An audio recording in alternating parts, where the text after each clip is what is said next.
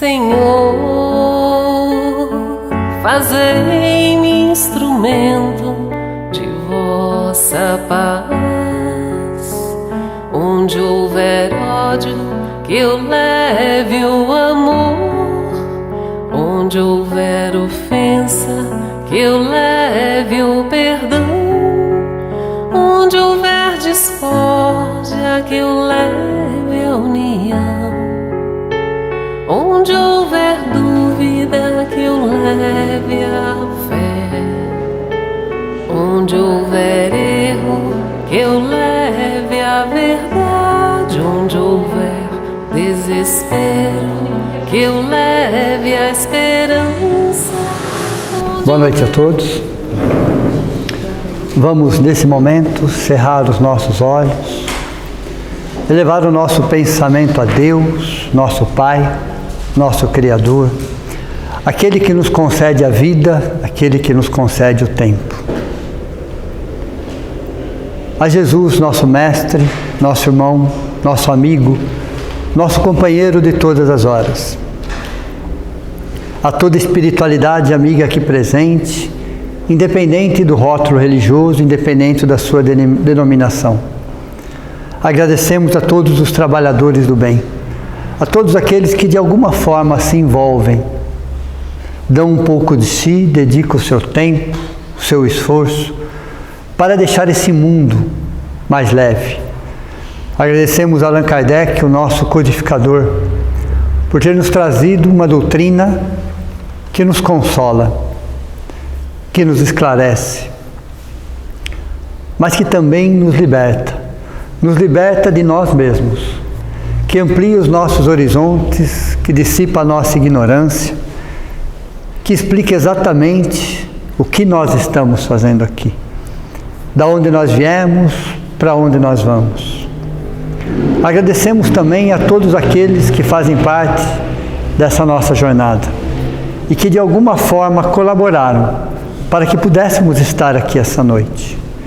Até o momento que nos desligamos do mundo lá fora, que abrimos os nossos corações e as nossas mentes e permitimos que essa vibração que desce do alto nos envolva, nos fortaleça e nos dê a certeza do nosso valor, daquilo que realmente importa, daquilo que é essencial, do nosso objetivo, do nosso propósito, da própria vida que nós temos, de uma doutrina que nos acolhe e que nos abraça, mas ao mesmo tempo nos dá a responsabilidade de olhar para todo o resto com carinho, com respeito e com consideração.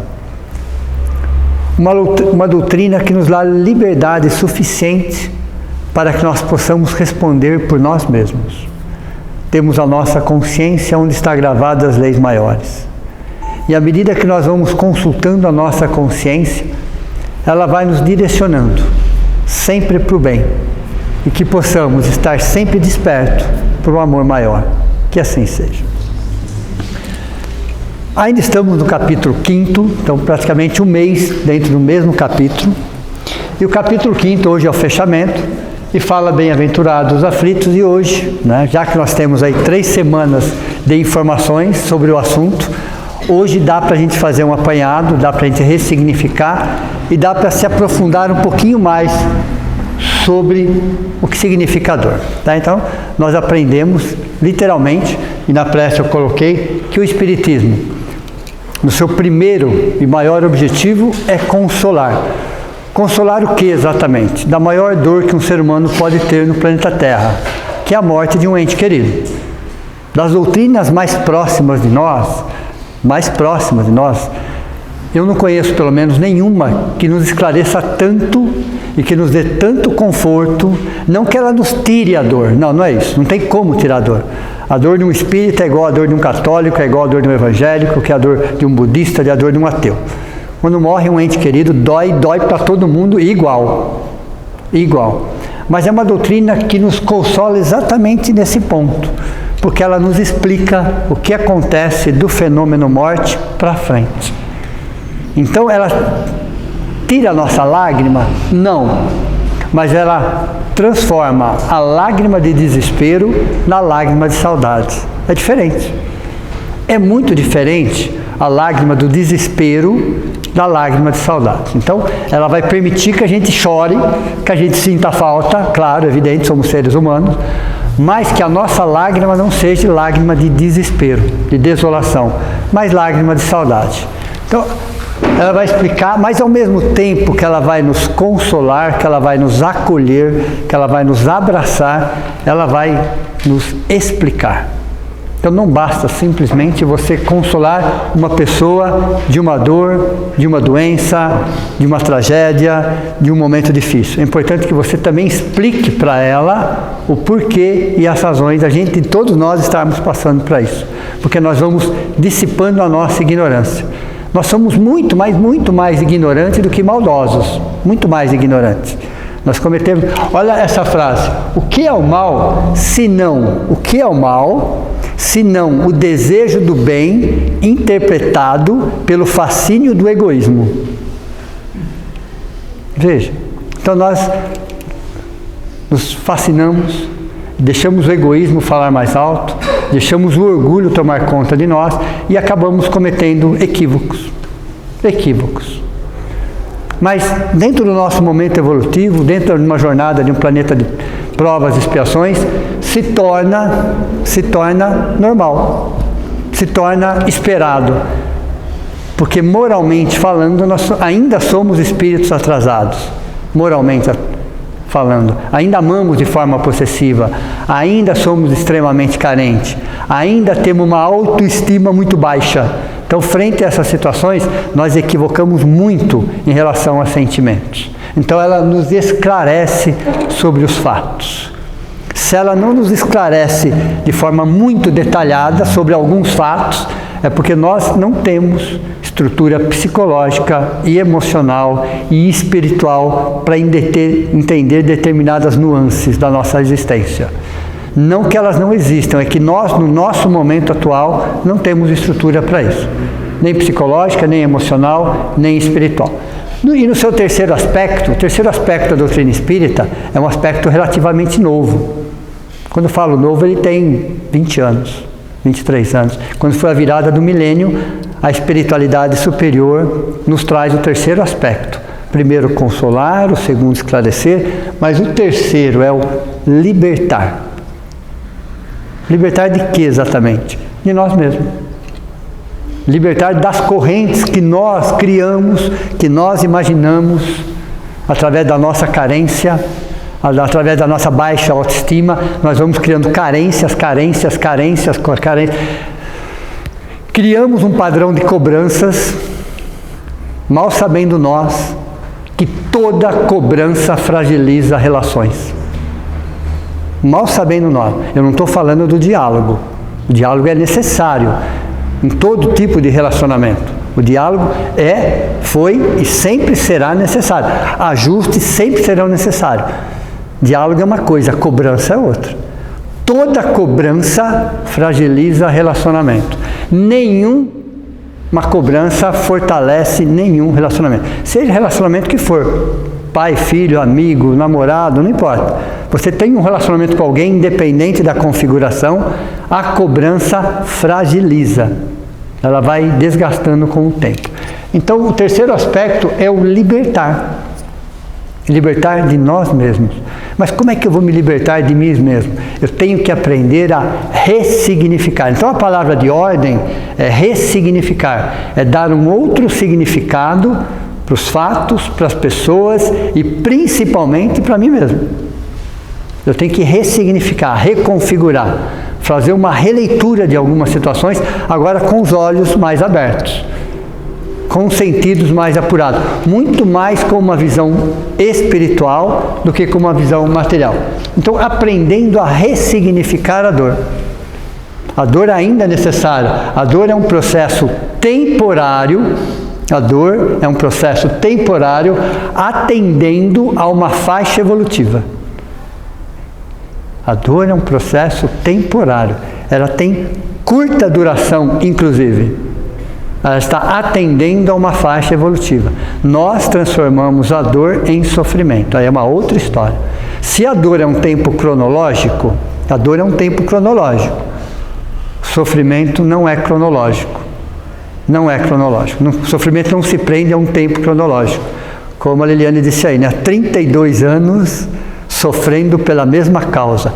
32 anos sofrendo pela mesma causa. Ali não era mais dor, já fazia muito tempo. Ali era sofrimento. E ali era livre-arbítrio. Ali era escolha. Vamos lembrar daquela frase.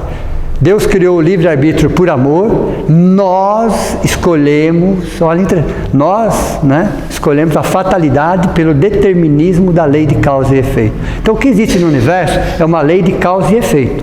Isso é um determinismo. Para todo efeito tem uma causa, então, chama-se determinismo. Então Deus escolheu, nos deu o livre-arbítrio por amor, como tudo que Ele faz. Livre-arbítrio é um poder de escolha. Nós escolhemos a fatalidade. A fatalidade é aquilo que eu não consigo explicar, mas pelo determinismo da lei de causa e efeito. Então, para todo efeito tem uma causa. Não existe efeito sem causa. E muitas vezes o que nós chamamos de causa também é um efeito. Então, veja, a dor. Hoje é uma aula bem na linha da filosofia. Se prepare, nós vamos refletir muito. Ok? A dor nos destrói ou nos constrói? A dor nos destrói ou nos constrói? É uma questão de livre-arbítrio. Dói? Vai doer para todo mundo igual.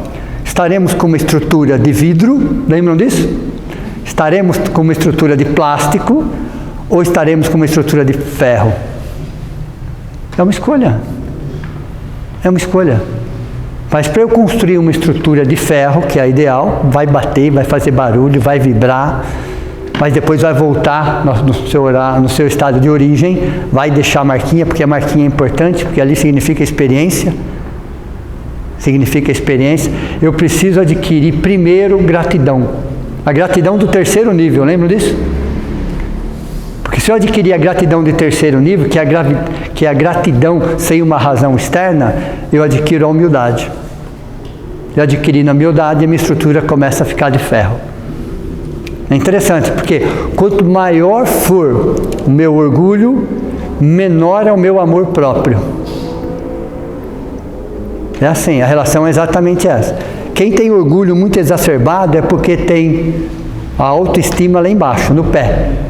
Aquele que está sempre bem é porque ele está bem com a autoestima dele. É interessante a relação. Então veja, a dor ela sempre vai ser um impulso evolutivo. A dor é um impulso evolutivo. O sofrimento é livre-arbítrio. Então eu posso transformar aquela dor em um sofrimento. Não existe essa possibilidade. Ninguém consegue criar uma mágoa no coração de ninguém. As pessoas podem trazer situações que eu posso ficar muito triste, claro, evidente, mas quem vai decidir se aquilo vai se transformar em mágoa sou eu. Essa é uma decisão minha. Não tem mais a ver com a pessoa, não tem mais a ver com o fato. Tem muito a ver com o orgulho aí, com o ego. E ninguém faz ninguém. Não, também. O contrário também não. Também não, né? As pessoas nos trazem momentos de felicidade, mas ser feliz também é uma questão de livre-arbítrio. É uma decisão também, ok? Então veja, se eu entender que a dor é um impulso evolutivo, como é que eu vou olhar para as minhas dores? Qual é o aprendizado? Qual é a essência? Qual é a lição? Eu ainda preciso dela. Num planeta de provas e expiações, a dor ainda é fundamental para o meu crescimento espiritual, porque o meu nível moral é muito baixo. Então a dor vai quebrando essas ilusões. E a maior dor que existe é a dor ilusão. Essa é a maior dor. Nós sofremos muito devido ao nosso alto índice de expectativa que nós criamos em relação a nós mesmos, em relação às outras pessoas. Então, no planeta de provas e expiações, a dor, antigamente eu falava que ela era professora, até escrevi professora, mas ela também evoluiu, tá? Ela não é só professora, ela é uma mestra agora. Tudo evolui, né? Então, como essa frase é muito antiga, então professora eficiente, professora, uma mestra eficiente, corretora de desvios comportamentais. Então, a dor no nosso momento evolutivo é uma corretora de desvios comportamentais. Ela está corrigindo uma rota dentro de mim. Ela está me ajudando para que eu não me perca, Olha, interessante. Né? Deus traçou uma linha reta. Aliás, o processo evolutivo, sabe aquela frase que nós já escutamos N vezes, que Deus escreve certo por linhas tortas? Então, está errada. Está errada. Porque Deus não tem senso de direção, é isso? Porque alguém criou essa frase e pensou, acho que Deus não tem senso de direção. Porque como que ele pode escrever certo por linhas tortas? Deus escreve certo por linhas retas. Eu pego atalho. Perceberam a diferença? Não. É uma reta. Dentro dessa reta eu fico fazendo assim, ó. Ainda fico falando que Deus escreve certo por linhas tortas. Não, ele escreve reto por linha reta. Eu pego atalhos. Os atalhos quem pega sou eu. E aí eu sou obrigado a voltar na reta. Exatamente onde eu me perdi. Deus sempre escreve reto por linhas retas. Ele tem senso de direção. Quem não tem somos nós. Ok? Então vamos lá. Um sinal de alerta. Alguma coisa dentro de nós não está bem, conosco mesmo principalmente, e ela vem nos corrigir a rota dentro da nossa consciência. Aí eu transformo ela em sofrimento. E achava, pelo menos tomara, né? Achava que o sofrimento purifica a minha alma. Purifica nada. Muito pior, me endurece ainda mais. O sofrimento me deixa mais duro, mais egoísta, mais orgulhoso, mais rancoroso. O sofrimento vai como se fosse endraçando o meu ser por dentro. Eu vou ficando extremamente duro, extremamente polido por fora, bonito por fora, mas extremamente duro ao ponto de eu não conseguir receber um mínimo de impacto, que eu já estraçalho. É a estrutura de ferro. Desculpa, é a estrutura de vidro. Essa é a estrutura de vidro. Num planeta de provas e expiações, vamos pensar da seguinte forma. Nós temos todos expiações, provas e missões. O que muda é o percentual de cada um em cada ser humano. Mas todo ser humano no planeta Terra está em expiações, passado, em provas, presente e em missões. Ok? Provas. Eu acredito que a maior parte de nós aqui estejamos em provas. Ok? E boa parte do nosso sofrimento tem muito mais a ver com o presente, não tem nada a ver com o passado. São poucas coisas que não cabem na palma de uma mão que nós trazemos de existências passadas. A maior parte está aqui. Então, provas são propostas a se concretizar. Eu tenho uma proposta. Então eu reencarnei com uma proposta de ser um ser humano melhor. Isso é uma proposta. Eu não sou ainda um ser humano melhor, mas a minha proposta é ser um ser humano melhor. Então eu vou me colocar em provas. Eu já conheço da teoria, eu preciso da prática. Então algumas situações que nós passamos, que nós chamamos de injustas, foram provas que nós pedimos antes de reencarnar. Então não importa quem foi, como foi, quando foi, que lugar foi. Eram as minhas provas essenciais. Elas viriam de alguma forma. Meus sentimentos e pensamentos vão atrair pessoas e situações para perto de mim. Meus sentimentos e pensamentos atrairão pessoas e situações para perto de mim. São as provas. Se eu vou reencarnar, e uma das minhas propostas era, olha, eu tenho que aprender a perdoar na prática. Quais seriam as lições que a gente teríamos na prática? Que seríamos magoados, feridos, machucados, abandonados, qualquer coisa nesse sentido. Aliás, quando um anjo vai reencarnar entre nós, o superior dele chega para ele e fala, olha, tudo bem, mas você vai lá sofrer de abandono afetivo. É a primeira situação de um anjo, que não tem nada para expiar. E por que será que ele vem psicologicamente preparado? Porque é um planeta de provas e expiações. Por que será que Jesus foi crucificado? É só voltar um pouquinho no tempo. Quantas pessoas eram crucificadas naquela época? Era programa de domingo. Verdade, eu não estou brincando não. Ver os cristãos sendo devorados nas arenas era programa de domingo. Então não tinha novidade nenhuma em relação a isso. Expiações, se provas são propostas a se concretizar, futuro, veja, estou pensando no futuro. Eu já tenho a teoria, eu preciso da prática, porque eu estou pensando no futuro. As expiações são obstáculos a superar. Entenderam a diferença ou não? Provas são propostas a se concretizar. Expiações são obstáculos a superar. Coisas que nós temos em nós, todos nós sabemos, que precisamos superar de alguma forma. Essa é a diferença. Ok? Então veja, provas e expiações. Mas um processo que Deus nos criou, simples e ignorante, para que a gente pudesse chegar na condição de sábios e virtuosos e continuar evoluindo, porque a evolução não acaba nunca. A melhor analogia que se tem é o diamante, que na condição de bruto é uma pedra sem valor nenhum. À medida que ele vai passando por um processo de lapidação, ele vai ganhando brilho e vai ganhando valor. Não é assim que funciona? O diamante encontrado na natureza precisa passar por N processo de lapidação para chegar na sua beleza. Nós somos assim. Nós somos diamantes brutos, precisando passar por muitos e muitos e muitos processos de lapidação para ir quebrando as nossas arestas. Qual é a ideia? Quebrar. Que arestas que eu estou falando? Orgulho, vaidade desmedida, arrogância, prepotência, ciúmes descontrolado. Todos nós temos essas arestas ainda, que nos machucam e que machucam. Então a vida é um grande processo de lapidação de diamantes. E aí quando o diamante está chegando no ponto final, ele só pode ser lapidado por um outro diamante. Olha interessante. O que significa ser lapidado por um outro diamante? Um Cristo solar lapida um Cristo planetário. Um Cristo galáxico lapida um Cristo planetário, solar. Entenderam ou não? Então quem está em cima está sempre lapidando quem está embaixo. Esse é um processo evolutivo. E quem lapidamos? Nós mesmos. Nós mesmos.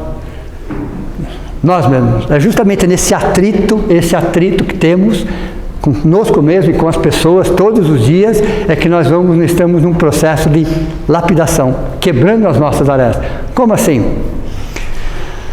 Toda pessoa que passa pela nossa vida, toda, ela no fundo merece a nossa gratidão. Toda pessoa. Aquela que nos ensina como ser e aquela que nos ensina como não ser. Entenderam ou não? Tenho 2 professores todos os dias. Daquelas pessoas que me ensinam a ser uma pessoa melhor e aquelas pessoas que me ensinam a não ser como elas. Veja, são 2 professores me ensinando como ser um ser humano melhor. Uma pelo exemplo e a outra pelo contra-exemplo. Entenderam ou não? É um processo de lapidação. Isso é um processo de lapidação. Então, todo ser humano que está na nossa vida, ou que já passou pela nossa vida, ou que estará na nossa vida, de alguma forma, está me ajudando nesse processo de adaptação, de quebrar as arestas. Mas o grande segredo para nós agora, nem está tanto na relação externa, está na relação interna. O maior segredo nosso agora está nesse processo de autolapidação. Como? Dissipando a ignorância. É um processo de lapidação. Quantas verdades inquestionáveis eu tinha até ontem e hoje eu estou refletindo sobre elas. Quantas coisas que para mim era 100% certo até ontem e hoje eu acho aquilo, será que estava tão certo assim? Será que não existe uma outra forma, um outro jeito, um outro olhar? Isso é um processo de autolapidação. Refletir e analisar. Veja, nossas atitudes, porque nós somos seres emocionais, todos. Uns demonstram mais, outros demonstram menos. Uns se congelam para não demonstrar nada, outras se abrem completamente, mas todo ser humano é um ser emocional. Todo ser humano. Então, toda a nossa atitude, olha, toda a nossa atitude estão impregnadas por forte conteúdo emocional. Qualquer atitude que eu tenho, tem a minha emoção ali. E é interessante que essa emoção extravasada entra numa fórmula. Essa emoção extravasada entra numa fórmula matemática. E é igual a V vezes S.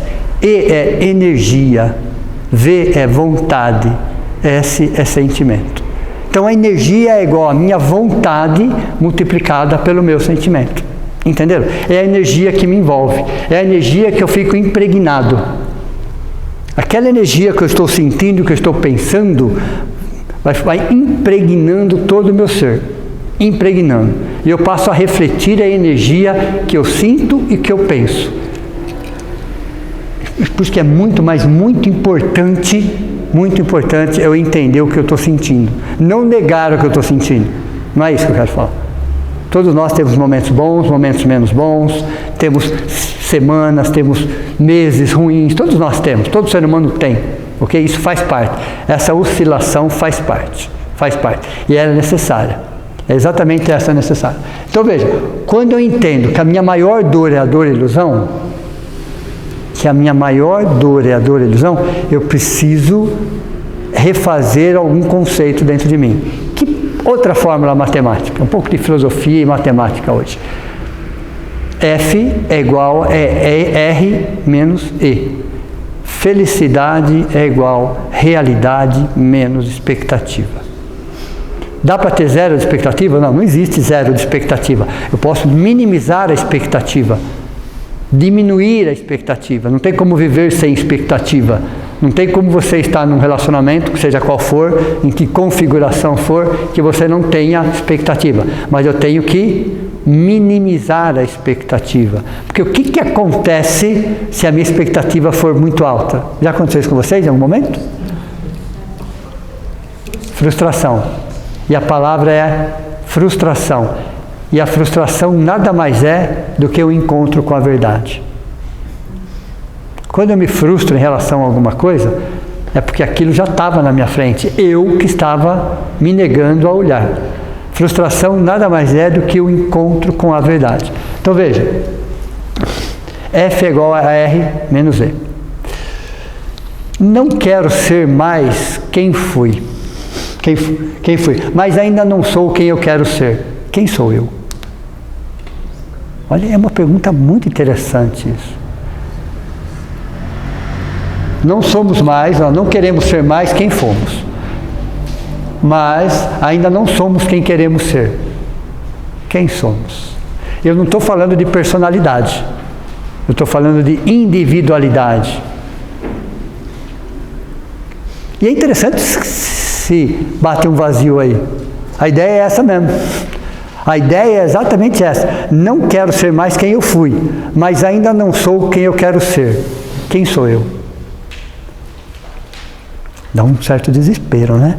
Mas a ideia é essa também. Porque ela dá a síndrome do copo vazio, né? Vixe. Mas exatamente na síndrome do copo vazio é que eu tenho a oportunidade de mudar o conteúdo do meu copo.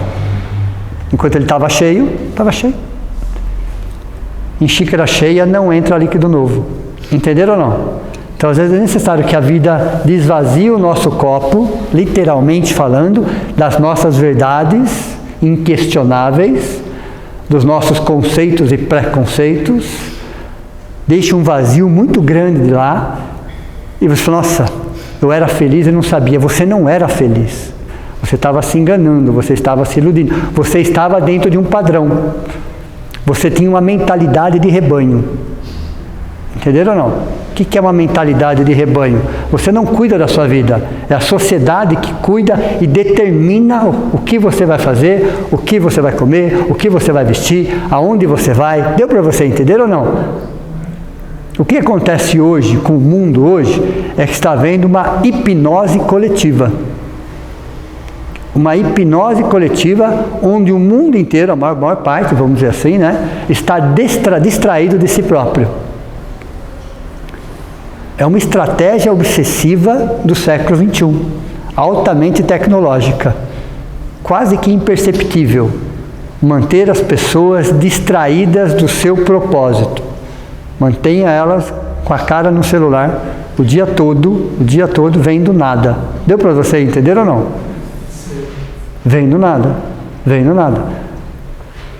E aí a vida vira de ponta cabeça, e quando ela vira de ponta cabeça, todo aquele líquido sai, a gente fica completamente sem rumo. Mas o completamente sem rumo do vazio existencial, que é a oportunidade que nós temos para começar a reconfigurar, reconsiderar, ressignificar.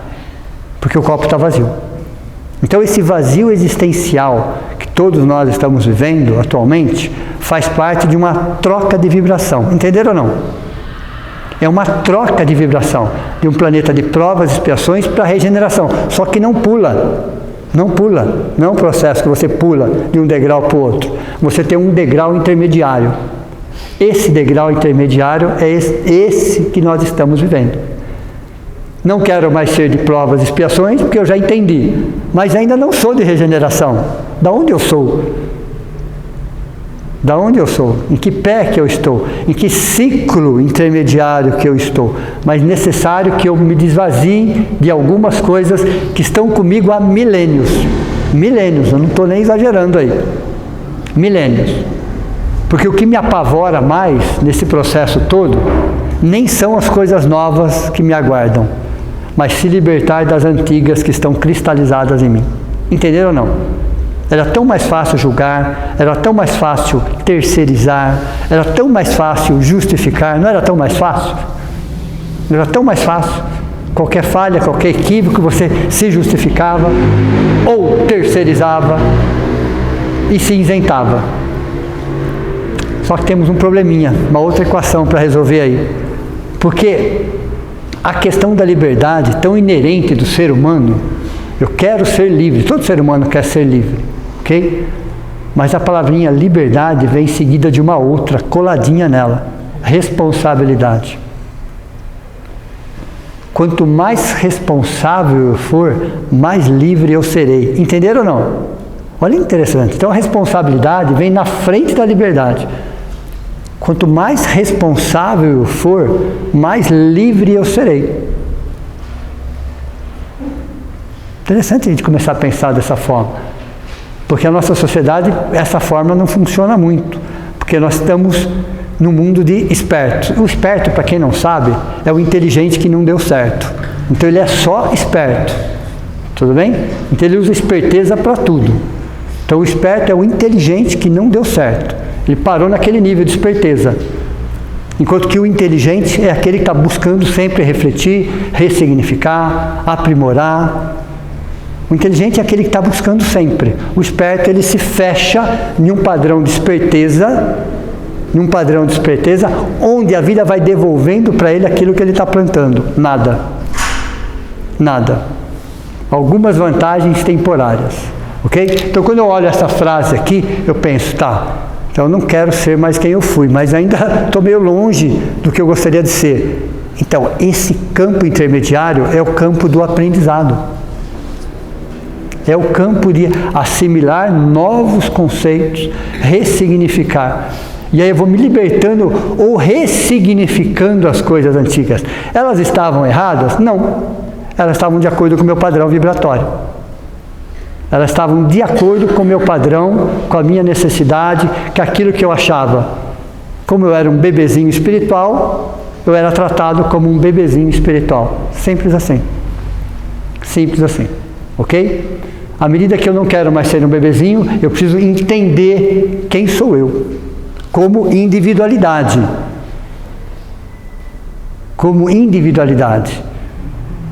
Nós somos uma individualidade revestida de uma personalidade transitória. E vivemos 3 tempos. A personalidade no tempo cronológico, lembra? A personalidade vive num tempo cronológico, porque ela é tridimensional. Então ela precisa do tempo cronológico, ela precisa se comunicar através de palavras articuladas. Então a personalidade vive no tempo cronológico, ela tem tempo de validade, A personalidade tem tempo de validade, ela precisa se comunicar por palavras articuladas. Esse é o tempo cronológico. A individualidade tetradimensional, ela tem uma dimensão a mais. Ela tem uma dimensão a mais, a individualidade, porque ela sobrevive ao tempo. Ela sobrevive ao tempo. Ela vive um tempo espiritual. Não é cronológico. A individualidade aprende, e quando ela aprende, ela modifica. Então ela não fica olhando qual é o tempo. Simplesmente, entre aspas, para quem vai entender isso, caiu a ficha. Lembra disso ou não? Caiu a ficha. Então quando caiu a ficha, você não olha no relógio. Caiu a ficha significa, agora eu entendi o que estava acontecendo ou o que está acontecendo. Isso é tempo espiritual. E aí, a nossa essência vive o tempo maior, que é o tempo do Pai, que é o tempo de Deus. Tudo tem um momento para acontecer. Tudo tem um momento para acontecer. Cada coisa acontece num determinado momento. Quando eu falo momento, eu não estou falando de tempo cronológico. Eu estou falando que as coisas vão acontecer, sim, sempre para o nosso bem, sempre para o nosso crescimento espiritual. Tudo que acontece na nossa vida tem como fator essencial fazer com que a gente cresça como ser humano. Que a gente melhore alguma coisa. Assim é a proposta de Deus para nós, para todos os seus filhos. Ok? Nunca serei o mesmo, mas sempre serei eu mesmo. Entenderam ou não? A cada dia que passa, eu não posso dizer que eu estava igual a ontem. Nunca serei o mesmo, mas sempre serei eu mesmo. Eu mesmo significa essa individualidade que ultrapassa o tempo, que ultrapassa a materialidade e que continua evoluindo. O determinismo de hoje, a gente fica pensando assim, nossa, mas tem algumas coisas que estão acontecendo na minha vida. O determinismo de hoje foi o livre-arbítrio de ontem. Entenderam ou não? Eu fiz uma escolha ontem, E hoje, de alguma forma, eu estou vendo a consequência da escolha. Não é uma questão de certo ou errado. É uma questão de ato, consequência. Eu avaliando a consequência, eu consigo entender como foi a minha escolha. Entenderam ou não? Certo e errado são valores relativos. Certo e errado. Aliás, certo e errado, essa visão dualista e simplista só existe na nossa cabeça. Só existe na cabeça da personalidade. Se eu estou certo, eu estou errado. Quem disse que só existem dois caminhos no universo? É que nós criamos, de acordo com as nossas limitações, eu vou criar certo e errado. Então essa visão dualista, fatalista, porque se eu estou certo, se eu não estou certo, eu estou errado, então é fatalista. E simplista, porque parece que o universo só tem dois caminhos, eu vou ficar, de alguma forma, oscilando entre um e outro. Quando, na verdade, no universo existe um infinito de possibilidades. Um infinito de possibilidades. E todas as possibilidades vão me trazer um ensinamento e um aprendizado. Veja, então eu posso olhar para os meus equívocos, eu posso olhar para as minhas falhas, com outro olhar. E entender que aquilo fez parte do meu crescimento, do meu aprendizado, da minha imaturidade da época, da minha carência da época, da minha necessidade da época. E que hoje eu posso olhar para as mesmas questões com outros olhos. Olhar para as mesmas questões com os outros olhos já é ressignificar. Olhar para o passado, porque, aliás, por que será que Deus, que nos deu tantas coisas, só que isso Ele não deu para nenhum dos seus filhos? Nenhum Cristo galáctico tem essa condição. Nenhum. De mudar o passado. Não deu para ninguém. E por que será que Deus não deu essa condição para nenhum? Por que será? Porque o passado constrói o presente constrói o futuro. Deu para vocês entenderem ou não? O passado constrói o presente. Nós somos o que hoje? Herdeiros de nós mesmos. todo o nosso passado, que está no nosso inconsciente total, mais próximo de nós está o subconsciente, que é um passado mais próximo de nós, faz parte do nosso crescimento. Então, se Ele não deu essa oportunidade para que nenhum mudasse o passado, é porque existe uma razão, existe um porquê. Porque Ele constrói a nossa experiência, constrói o nosso aprendizado. E naquele momento, vamos aprofundar um pouquinho mais. Será que nós já cometemos algum equívoco nessa existência e em outras existências? Depende do olhar. Eu posso achar que sim e posso achar que não. Eu posso entender que naquele momento, naquela hora, era o que eu podia fazer. Veja, o que eu podia naquele momento, naquela hora, de acordo com na minha carência, na minha imaturidade, na minha ignorância, eu posso dizer que eu tomei a melhor decisão, porque se eu soubesse ter uma decisão melhor, eu tinha tomado.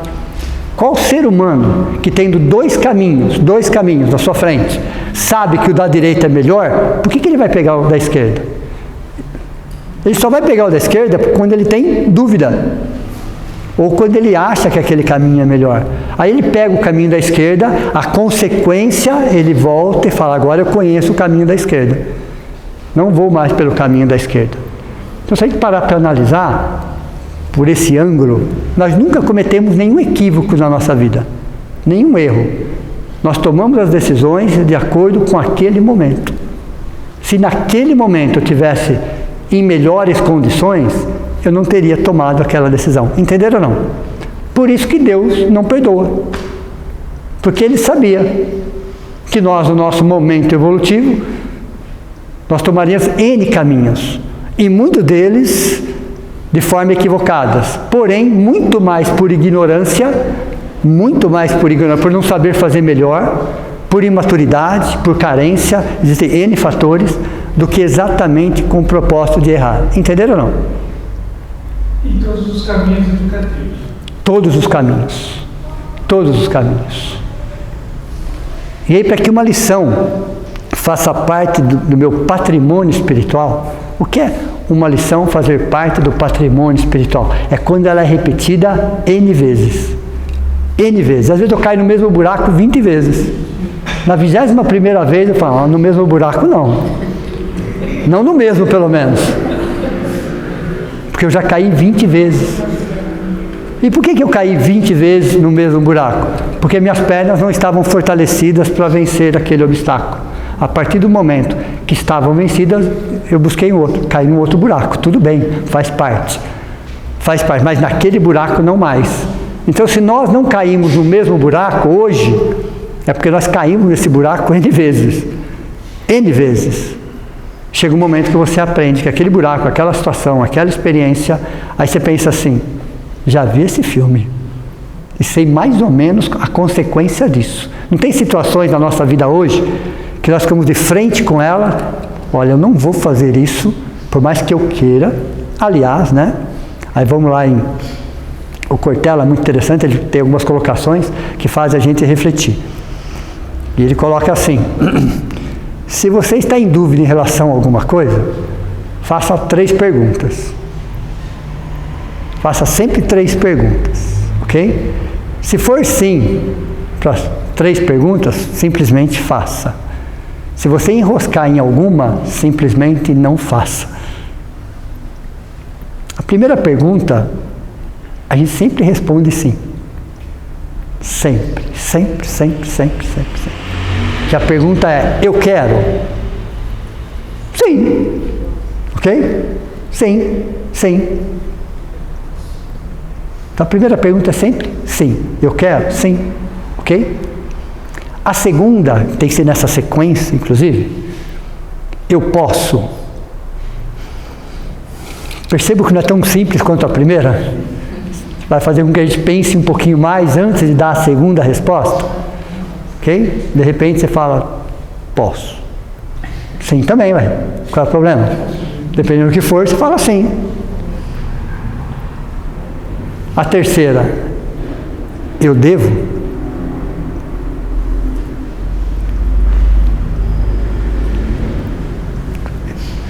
Eu quero, eu posso, eu devo. nem tudo que eu devo eu quero, nem tudo que eu quero eu posso. Deu para você entender ou não? E nem tudo que eu posso eu devo.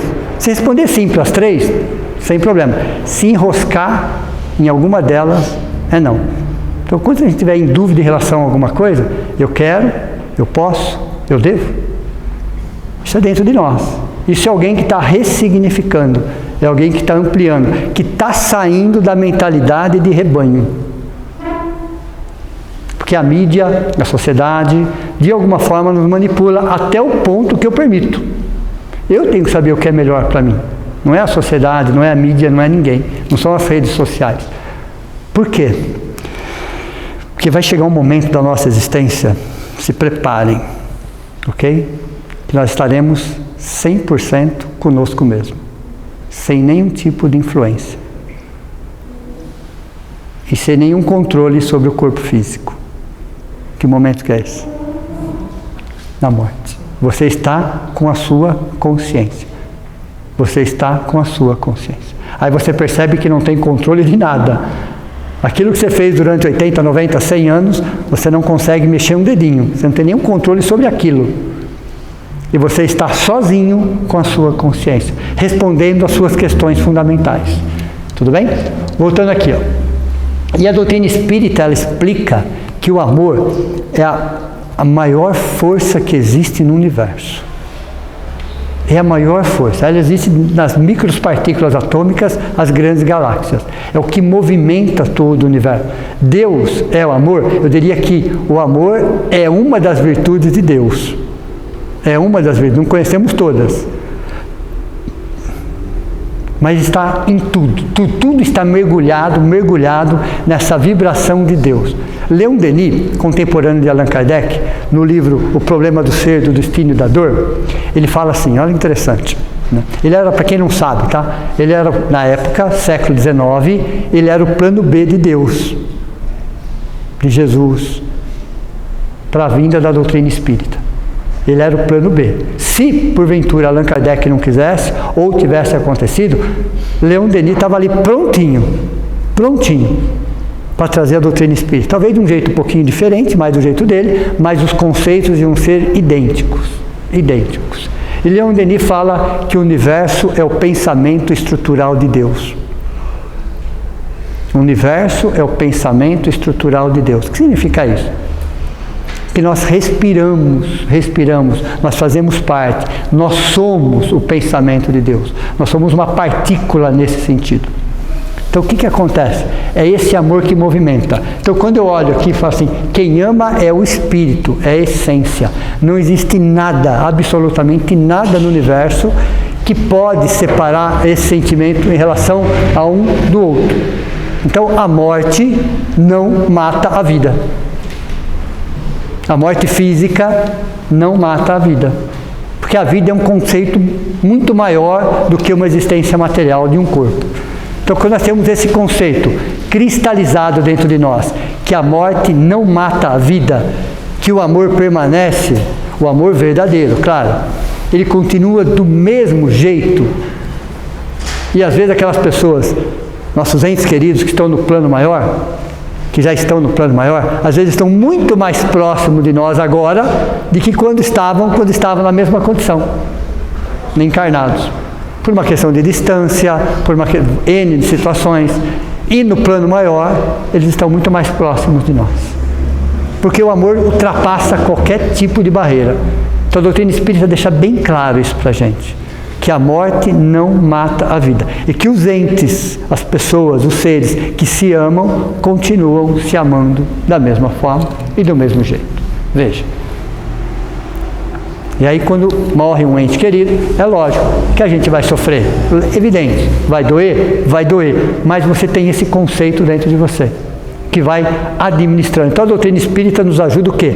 A gerenciar a dor. Não nos tira a dor, ela nos ajuda a gerenciar a dor. É diferente. Ela vai nos dar um suporte filosófico, científico e religioso para que a gente possa gerenciar aquela dor que todos nós vamos pensar. E aí, como a gente fala em Deus, dentro do conceito de dor, todos os seus atributos, nós vamos pensar principalmente em 2: justiça e bondade, ok? Principalmente. Se a gente conseguir entender, aliás, vamos abrir um parênteses aqui. Todas as religiões do mundo, cristãs ou não cristãs, filosofias espiritualistas as mais diversas, todas acreditam num Deus, independente do nome. Então esse é um conceito que todas as religiões do mundo acreditam num ser superior. Fato, ok? Independente do nome. Esse é o primeiro conceito, né, que acaba assemelhando todas as religiões e filosofias espiritualistas. Esse é o conceito. O segundo conceito é a questão da imortalidade. Todas as religiões, de alguma forma, acreditam na imortalidade. Todas, filosofias espiritualistas. Se nós tirássemos todos os outros conceitos, porque as divergências começam dali para trás, ok? O primeiro e o segundo é praticamente igual. Se nós desprezássemos todos os outros conceitos, todos ficássemos só com esses 2 conceitos, 80% dos problemas do mundo estavam resolvidos. Não é você aceitar o conceito aqui, é você sentir esses 2 conceitos aqui. Entenderam a diferença ou não? Veja, se eu tenho um ser superior, que é independente do nome, e eu sou um ser imortal, minha vida tem que ser outra. Minha proposta tem que ser outra. A forma de olhar para a vida, para as pessoas e para mim mesmo tem que ser outra. Então quando eu olho isso aqui, um momento de amor cobre uma multidão de pecados, pensando agora na justiça e na bondade de Deus. E olhando a frase, um momento de amor está no singular, uma multidão de pecados está no plural. Então, uma mudança real, sincera, humilde de atitude, faz com que a gente consiga aprender N lições. Então, eu não preciso, ninguém reencarnou para sofrer. Aliás, eu preciso entender melhor, né? Agora vou entrar em doutrina espírita, que é o terceiro conceito aí. Reencarnação. Qual é a ética da reencarnação? O que realmente a reencarnação, a essência, o fundamento, o conceito da reencarnação faz comigo, faz com a minha vida? O que ela me muda? Porque se não é para me mudar em nada, é melhor nem trazer essa informação. Se é para eu ser uma pessoa reencarnacionista, acreditar nesse suceder de existência e continuar sendo orgulhoso, prepotente, arrogante, me achando melhor do que os outros, então a reencarnação não está fazendo efeito nenhum dentro de mim. Porque a reencarnação é exatamente isso, fazer com que você reveja a sua postura, que você passe a enxergar o mundo e todas as diferenças que existem de um outro jeito, de uma outra forma. Veja, o fato de alguém viver completamente diferente da gente, em relação à cultura, qualquer outra forma externa, qual é o problema? Qual é o problema? Lembram-se dos 3 R's? Se todas as pessoas, iguais ou diferentes, seguirem os 3 R's, estamos com os problemas resolvidos. Respeito a si mesmo, respeito pelo próximo, responsabilidade nos atos. Aí você não tem cultura, você não tem religião, você não tem nada que impeça uma pessoa respeitar a si mesmo, respeitar o próximo e ter responsabilidade nos atos. Veja, a doutrina espírita trabalha com conceito, não trabalha com rótulo. Entenderam ou não? Ela trabalha com conceitos. Se você entender o conceito, não importa as diferenças. Não importa as diferenças. As diferenças vão existir, sempre vão existir. Sempre vão existir. Elas serão sempre necessárias. Qual é o tamanho da experiência que me aguarda para a próxima reencarnação? Já fizeram essa pergunta? Qual é o tamanho da experiência afetiva, intelectual, social, cultural? Apesar de eu vou usar uma palavrinha aqui que eu não concordo muito. Racial, porque para mim só existe uma raça, a raça humana, tudo bem? Na minha cabeça só existe uma, a raça humana. racial, porque se fala dessa forma, mas qual é o tamanho da experiência que me aguarda para a próxima existência? Já pararam para pensar nisso? Isso é a ética da reencarnação. Isso é a ética da reencarnação. Isso faz com que eu vá ressignificando meus conceitos e preconceitos, reavaliando. Não é fácil? Não é fácil. Uma amiga outro dia conversando sobre doutrina espírita, eu falei, olha, eu não sei como você vai entender isso, ok? Mas eu vou falar. Doutrina espírita não é para quem quer, é para quem aguenta. Porque dói. Porque dói. Quanto mais você se aprofunda, mais dói. Ela não é tão simples assim. Ela é simples na sua forma de expressão. Na sua forma. Como ela é aberta para todos. Os livros estão para todos. Mas quando você começa a entender o fundamento e a essência, dói. E dói muito. Porque ela bate de frente com orgulho, com vaidade, com arrogância, com prepotência. Ela bate de frente. E é pior que ela bate sem violência. Ela bate sem violência e sem agressividade. E vai de encontro com aquilo que nós aprendemos. Que Deus não usa de violência, usa do tempo. Deus não violenta convicções. Usa do tempo. Quando eu falo tempo, estou falando em processos reencarnatórios. À medida que nós vamos reencarnando, nós vamos revendo, nós vamos reavaliando, nós vamos reajustando a nossa essência. Então veja, é um processo sempre educativo. Quer ver um outro grande mal da nossa sociedade? Está nessa frase. Ninguém ilude a justiça. Ninguém ilude. As reparações podem ser transferidas no tempo, mas serão sempre fatais. O que significa isso? O que significa isso?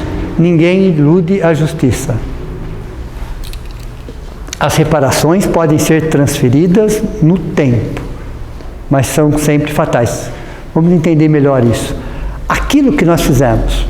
Aí é interessante a questão 621 do Livro dos Espíritos, que fala assim: onde está escrito as leis de Deus e a resposta na consciência dos homens. Então nós somos protegidos pela nossa ignorância, precisa ver até que ponto eu sou ignorante. Mas tudo aquilo que eu cometi com conhecimento, com consciência, e que eu acabei me prejudicando ou prejudicando alguém, ninguém mutila ninguém sem mutilar-se a si mesmo, aquilo fica dentro de mim. Aquilo fica dentro de mim por anos e por décadas. Aí a vida vai criando oportunidades para que eu possa reparar aquilo, de preferência pelo amor. De preferência pelo amor, porque Deus é Pai. Mas, se eu quiser escolher a dor, e se eu quiser transformar aquela dor em sofrimento, é comigo daí. Então, toda vez que eu faço alguma coisa com consciência e não reparo imediatamente, ou naquele dia, ou no dia seguinte, ou naquela semana, o mais rápido possível, aquilo vai ficando dentro de mim. Vai ficando. Eu vou me distraindo, mas aquilo vai ficando dentro de mim. Chega no primeiro momento, nos primeiros meses, só uma preocupação, só algo meio sem sentido, mas está ali batendo. Passado algum tempo, começa um desajuste emocional. Um transtorno. Olha que interessante, porque aquele processo vai evoluindo dentro de mim. Eu não reparei, eu justifiquei, eu terceirizei, eu não me responsabilizei. Depois de algum tempo, aquilo transforma num transtorno mental. Mais para frente, aquilo pode gerar uma doença psicossomática, uma doença física. Entender como funciona? Deus castiga? Nunca. Em hipótese alguma. Quem me castiga sou eu. Libertar. Então, quando nós cometemos qualquer coisa que a nossa consciência acusa, melhor reparar o mais rápido possível. O mais rápido possível. Porque aquilo fica batendo dentro de nós. Você vai se distraindo, você vai justificando, você vai terceirizando. Chega uma hora que a vida vai devolver aquilo em experiência. Que você possa devolver aquilo por amor. Você não precisa exatamente sofrer e devolver com a dor. Você só vai devolver com a dor se você quiser devolver. Um momento de amor cobre uma multidão de pecados.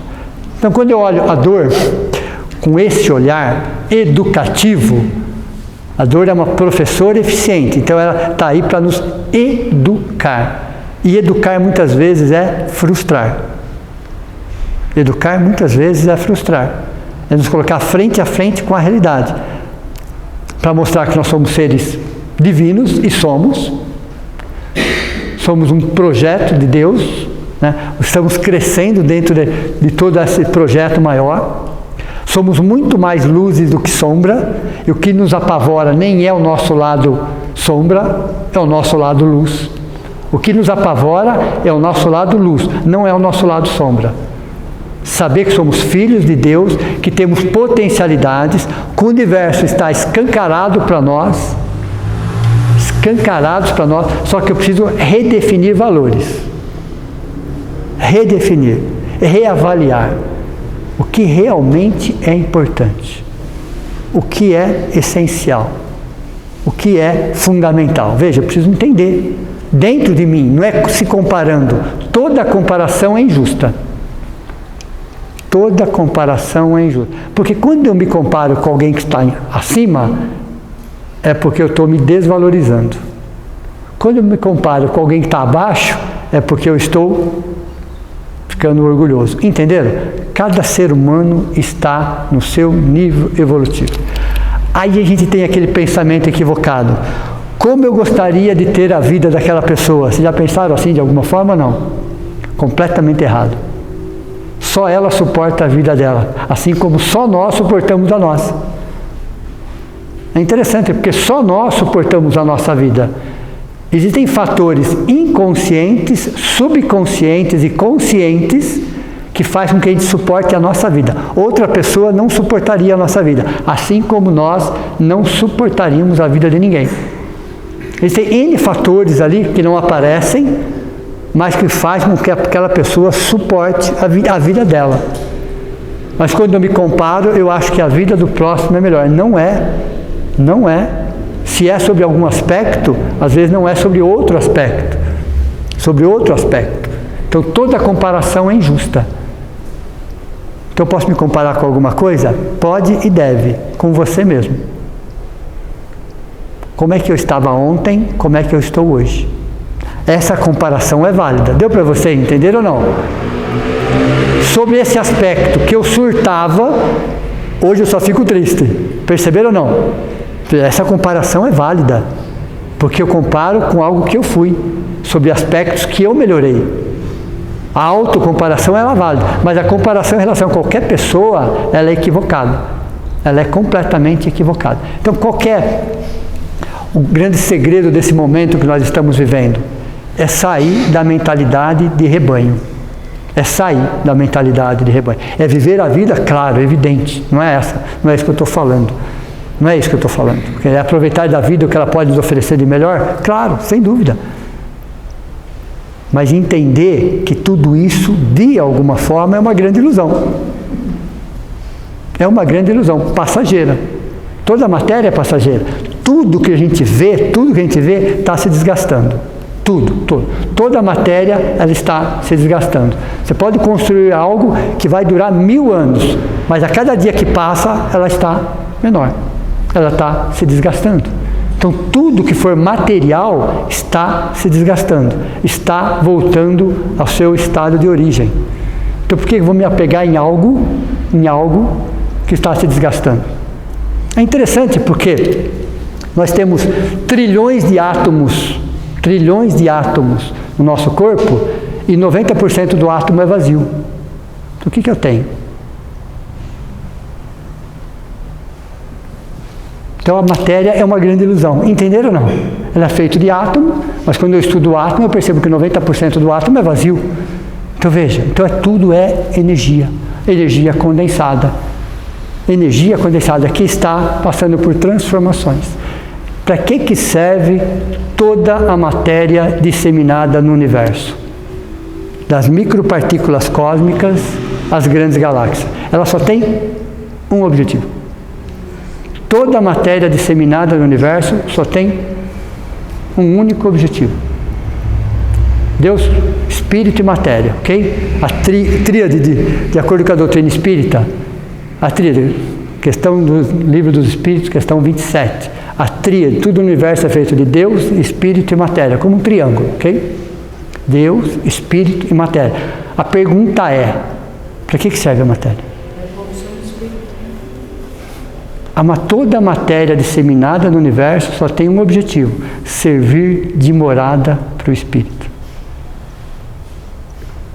Toda a matéria só serve para isso: servir de morada para o espírito. Aí vem a perguntinha, né? O que Deus criou? Espírito ou matéria, em primeiro lugar?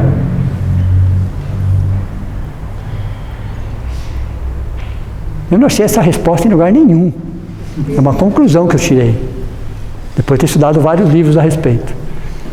Ele criou... eu ia perguntar para vocês, né? Porque, veja, a matéria. Ele criou primeiro a matéria. Em grau de importância de criação, a matéria vem em primeiro lugar. Por quê? Precisava revestir o espírito. Entenderam ou não?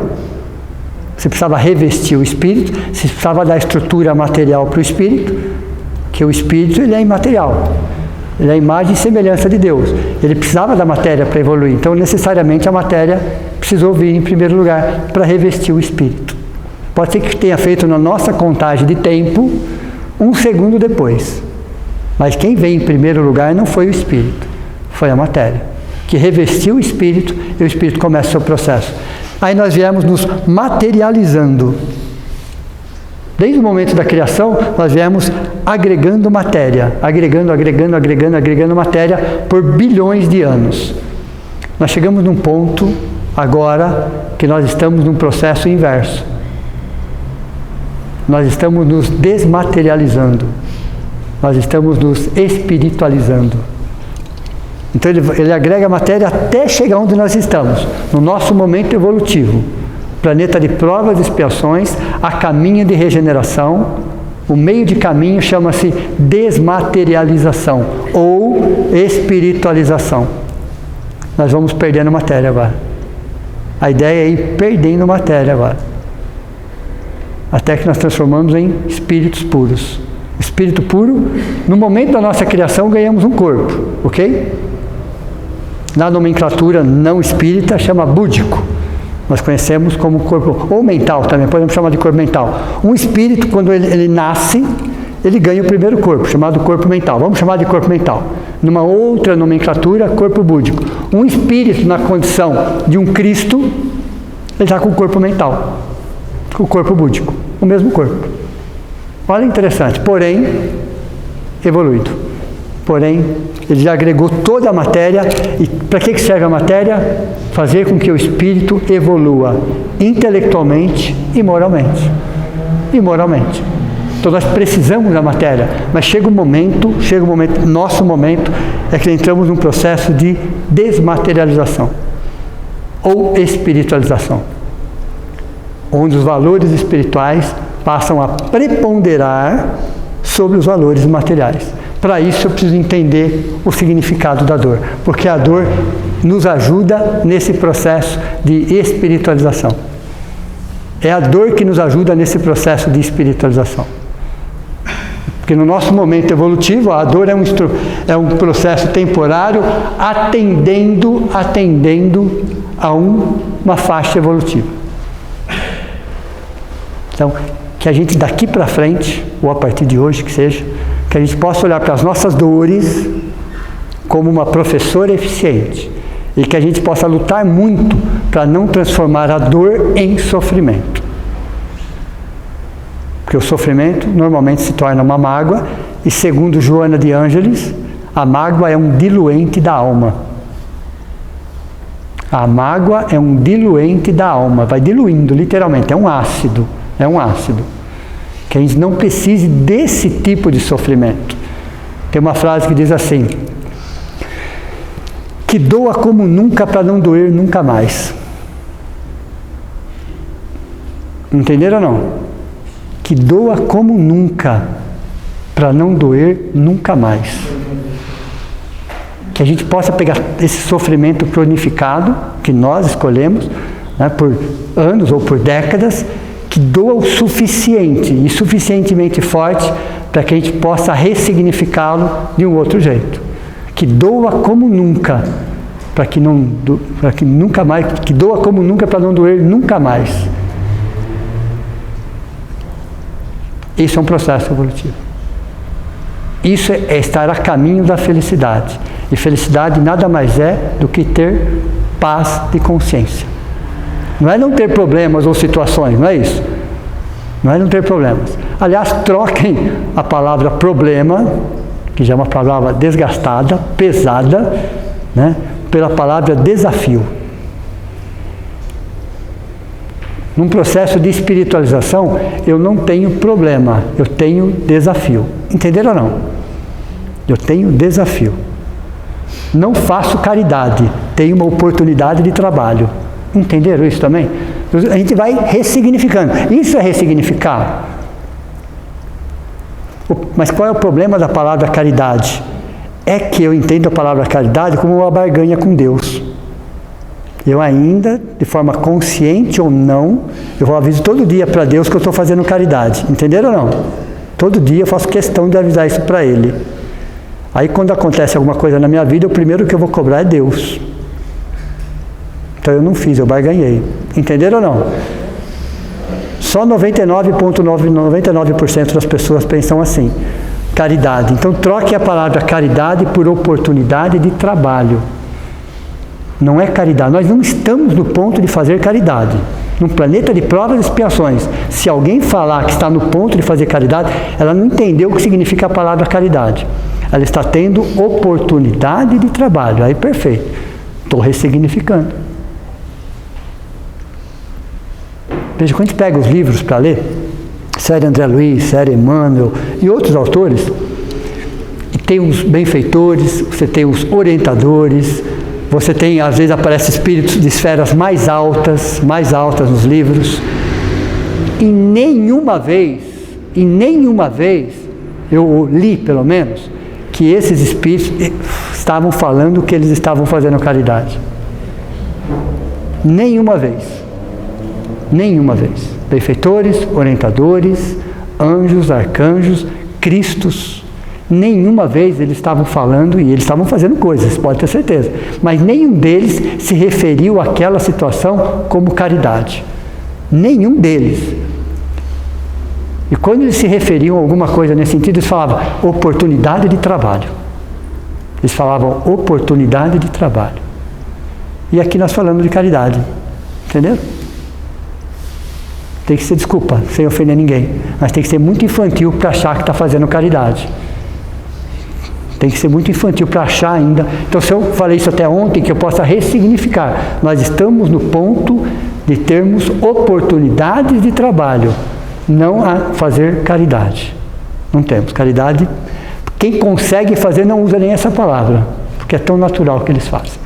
Então, quando eu olho para a dor e vou ressignificando e vou entendendo um pouco melhor disso daqui dentro de mim, não é para os outros, mas é para dentro de mim, aí às vezes nós já pensamos da seguinte forma: puxa, se aquela pessoa estivesse aqui para ouvir isso, né? Não, é para você estar aqui ouvindo isso. É para você, é para nós estarmos aqui ouvindo isso.